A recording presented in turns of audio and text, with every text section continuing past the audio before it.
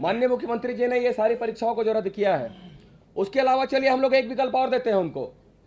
अगर वो कहते हैं शेरदिल सोरेन, उनके कार्यकर्ता उनके लोग कहते हैं चलिए हम भी मानते हैं शेरदिल सोरेन, अगर शेरदिल सोरेन है तो ये सारी परीक्षाओं का रिक्वेजिशन जो है वापस लीजिए, अभी तक याचना वापस नहीं हुआ है, और परीक्षा को भी रद्द नहीं करना, आप वापस ले लीजिए, हटा दीजिए, आप रद्द नहीं चाहिए, लेकिन आप सिर्फ सीबीआई और ईडी का इंक्वायरी दे दीजिए, हम सारे छात्र संतुष्ट हो जाएंगे, सारे लोग संतुष्ट हो जाएंगे। अगर ये हिम्मत है तो ये करके दिखाए, तब मानेंगे शेरदिल सोरेन।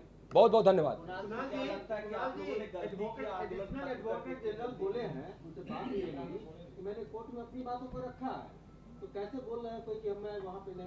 पीयूष जी कोर्ट में मौजूद मैं थे? स्वयं कोर्ट में मौजूद था। मुस्कुराने के अलावा उन्होंने कुछ नहीं कहा है, सिर्फ मुस्कुराए हैं। आप कोर्ट में मौजूद थे? हाँ, मैं कोर्ट में था।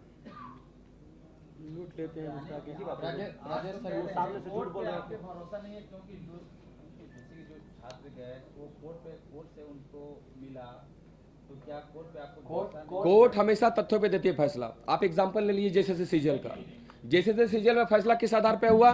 तथ्य गलत प्रस्तुत किए गए, सही चीजों को प्रस्तुत ही नहीं किया गया, पेपर आउट था, नहीं बताया गया, गेस क्वेश्चन बताया गया। कोर्ट हमेशा तथ्यों के आधार पर फैसला देती है। सरकार ने तो तथ्य नहीं प्रस्तुत किए सही तरीके से, तो कोर्ट उस तरफ से फैसला देगी, सीधी सी बात है। जब आप तथ्य को सही तरीके से प्रस्तुत करिएगा कोर्ट में, तब तो फैसला सही मिलेगा। सबसे बड़ा उदाहरण तो जेसीसी सीजीएल है जो पब्लिक डोमेन में है। आप तथ्य सही से प्रस्तुत नहीं किए, कोर्ट फैसला दे दी कि पेपर लीक नहीं है, गेस क्वेश्चन है। और आज माननीय मुख्यमंत्री और सरकार के पूर्व जी राजीव रंजन जी एक टीवी इंटरव्यू में कहते हैं कि नहीं बहुत बड़ा भ्रष्टाचार लग रहा है, इसकी सीबीआई जांच होनी चाहिए। तो ये तो क्लियर है, गेम कौन कर रहा है, क्लियर है ये।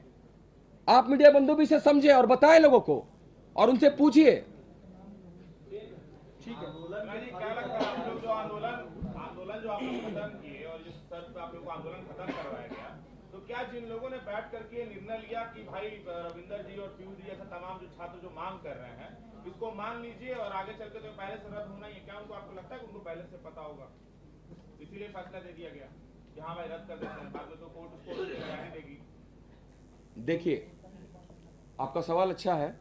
हम लोगों को इस बात का पहले से अंदेशा था, लेकिन अगर देखा जाए तो हमारे पास कोई ऑप्शन भी नहीं था, क्योंकि सरकार बार बार इस बात पे जो है प्रशासन, रांची प्रशासन दबाव बना रहा था। आपकी मांगे तो मान ली गई है, आप भी तो थे वहां मौजूद, आप भी देख रहे थे रात में 3-3 बजे तक आके प्रशासन हम लोग को जो है टॉर्चर कर रहा था। आपकी मांगे मान ली गई है, हट जाइए, आप इसके गवाह हैं।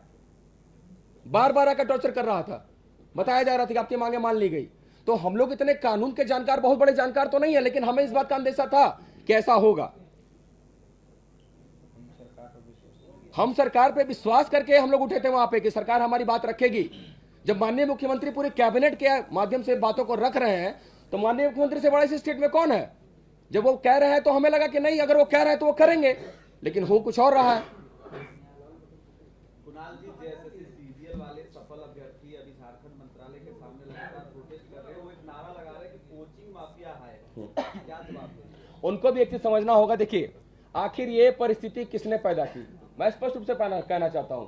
अगर उस समय जो लोग वहां पे लड़ाई लड़ रहे थे वो भी हमारे साथ थे, सभी लोग हमारे साथ थे, सभी लोग।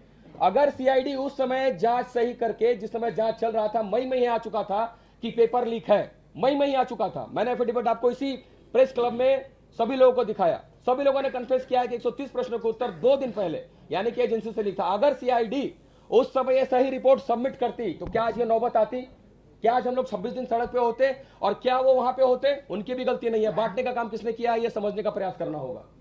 ये समझने का प्रयास करना होगा कि बांटने का काम किसने किया, किसने ये परिस्थिति पैदा की, और क्या इस परिस्थिति को पैदा करने के लिए जो जिम्मेदार है, क्या उन पे कोई कार्रवाई हुई? वो नौकरी छोड़ के आया है, मैं इस बात का समर्थक हूं। कहिए का 2 साल बर्बाद हुआ है, मैं भी इस बात का समर्थक हूं, लेकिन इस बात की अकाउंटेबिलिटी किसकी तय होनी चाहिए। मैं तो बार बार कह रहा हूं कि कुछ लड़ाइयां महाभारत को प्रेरणा मान के लड़ी जानी चाहिए, और हमें पता था कि हमारे वो सामने भी अपने हैं, लेकिन फिर भी हम लोग लड़े क्योंकि हम सही थे। और ये माननीय मुख्यमंत्री माने, पूरा कैबिनेट माना, और आज राजीव रंजन जी भी मान रहे जो एक महाधिवक्ता थे। तो हम कहां से गलत हैं? हम कहां से गलत हैं? आप भी उनसे पूछिए कि ये परिस्थिति पैदा करने वाले क्या जिम्मेदार थे, उन पे क्या कार्रवाई हुई, और आज ये जो परिस्थिति पैदा हुई इसका कारण कौन है? मैंने स्पष्ट रूप से बता दिया। अब जिसको समझना है समझे, और जिसको राजनीति करना है करे, जिसको जो कोचिंग माफिया